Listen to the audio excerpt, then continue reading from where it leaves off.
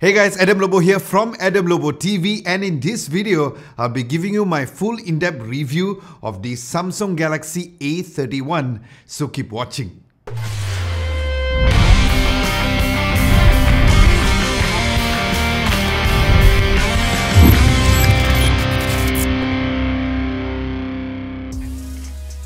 Now, since this review unit does not come with a box, let's start out with the specs. Now, the Samsung Galaxy A31 comes with a MediaTek Helio P65 chipset, which is quite surprising because it's not using the Exynos chipset or even the Snapdragon ones, but it is fine. Then it has the Mali G52 MC2 GPU, and the variant that I have is the 6 gigs of RAM with 128 gigs of storage.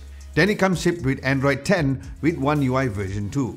Now, when it comes to the color finishes, it comes in 3 colors for you guys to choose from. The one which I have is called the Prism Crush Black, which had a quite unique design to the phone, as you guys can see. Then it's also available in Prism Crush Blue and also Prism Crush White. Hashtag.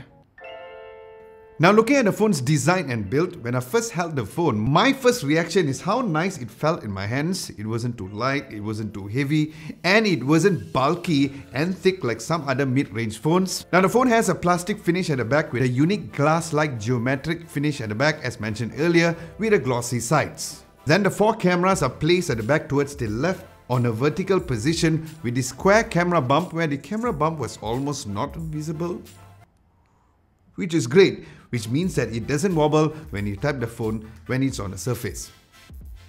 Now, like other mid-range smartphones, it comes with a flat screen display with the in-display fingerprint sensor with the Infinity U camera notch right in the middle. Now, looking at the phone spots and buttons, looking down below, there is the USB-C port and the headphones jack is on the left. Yep, still love and appreciate them. Then you find the mono firing speaker on the right.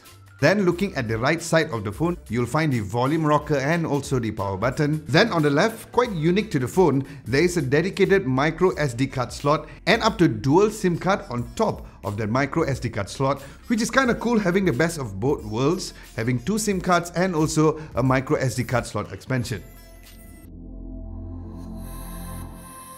Now, looking at the phone screen, it has a 6.4-inch Super AMOLED display with the maximum resolution of 1080 by 2400 pixels. And overall, my viewing experience with the phone has been great as expected, with Samsung screen panels, and the screen stretches just before the Infinity U camera notch when watching Netflix. Now, while it doesn't bother me much, but there is a slight chin below when watching videos, it may bother some, but for the price that you pay and the high quality Super AMOLED screen, I personally do not have any complaints on that.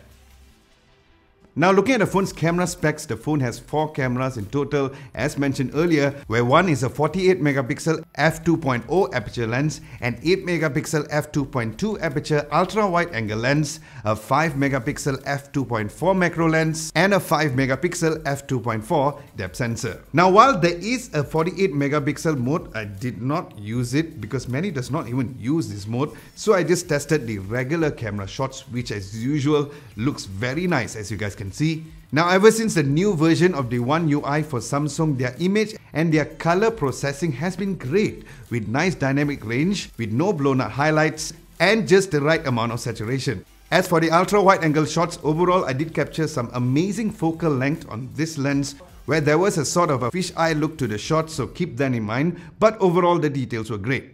I also found that the live focus mode to perform very well. Even with some complicated shapes, it still manages to get a nice object to background separation.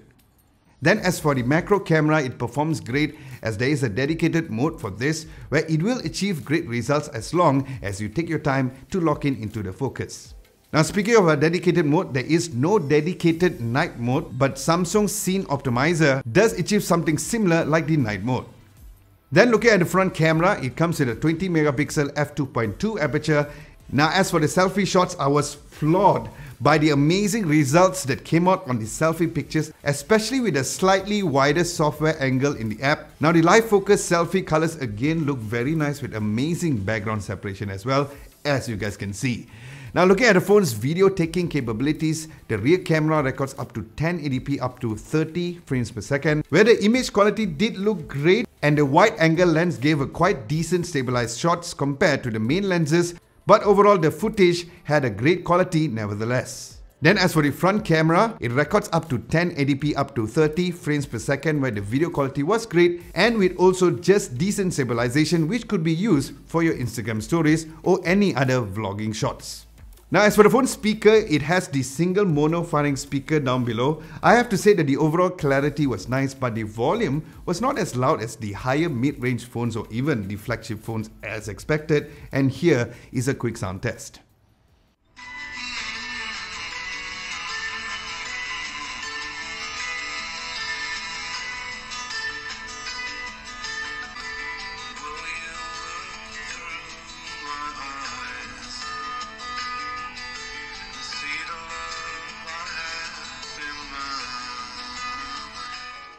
Now as for the phone software, it comes shipped with Android 10 with Samsung's One UI version 2, and yes, there's no issues when I use the phone as my daily driver, as the One UI has always been one of my favorite Android skins, as I mentioned many times here on this channel. And with the 6 gigs of RAM, navigating was very smooth and I had absolutely no complaints about here.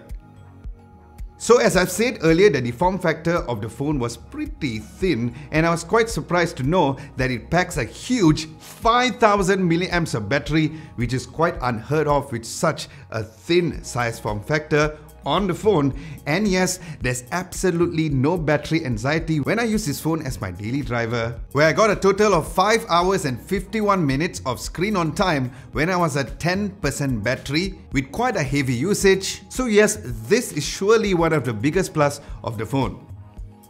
As for gaming, I tested PUBG on graphics settings at HD and frame rates set to high, and the game did run well with just a tiny bit warmth at the top part of the phone, but it did not slow down the game, and overall it tested very well also with Asphalt 9 as well. Now in conclusion, overall the Samsung Galaxy A31 is my highly recommended phone with this price range. The overall Samsung's One UI with the nice 6 gigs of RAM with very great photos and a huge battery is surely one of the many plus factors of the phone, where the phone is going for a retail price of 1099 ringgit. But as for making this video, Samsung's official site has lowered the price to 1049 ringgit instead, and I'll leave a link down below for you guys to get one. Now if you guys are watching this video till now, a nice big thumbs up would be very much appreciated, and subscribe for more videos like this. Thank you so much for watching. My name is Lobo, and I'll catch you guys in my next video.